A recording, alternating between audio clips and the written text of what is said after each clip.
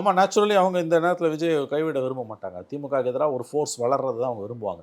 இன்றைக்கி தமிழ்நாட்டில் எதிர்க்கட்சிகளே இல்லை. ஒட்டு மொத்தமாக ஆளுங்கட்சி காலடியில் ஊடகங்களும் பெரும்பாலான எதிர்க்கட்சிகள் புத்தி இல்லாமலும் செயல்படும்போது திமுகவுக்கு எதிராக கிரெடிபிளாக யாராவது பாப்புலர் வாய்ஸஸ் தங்கள் தங்கள் துறைகளில் புகழ்பெற்றவர்கள் வாய்ஸ் கொடுக்குறாங்கன்னா அதை பிஜேபி ரசிக்கும், காங்கிரஸ் ரசிக்கும். 2 பேரும் அதை ஈக்குவலாக ரசிப்பாங்க. காங்கிரஸ் விட பிஜேபி அதிகமாக ரசிக்கும். பட் அவர் பிஜேபிக்கு போவாரான்னு தெரியாது. அவரோட நேச்சுரல் சாய்ஸ் காங்கிரஸ். ஆனால் காங்கிரஸ் 2 விஷயம் அது நடக்கிறதுக்கு வாய்ப்பு இல்லைன்றது. ஒன்று, காங்கிரஸ் அவ்வளோ சீக்கிரம் திமுக விட்டு வெளியில் வராது.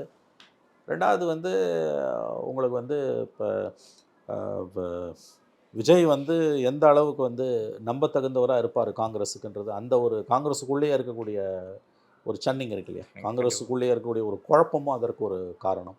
அவ்வளோ சீக்கிரமாக அது நடக்காது. ஆனால் ஒரு எச்சரிக்கை. இவ்வளோ இந்த சம்பவத்தில் விஜயோட ராகுல் காந்தி பேசுகிறாருன்னா, ஸ்டாலினோட பேசினா அதில் ஒன்றும் ஆச்சரியம் இல்லை.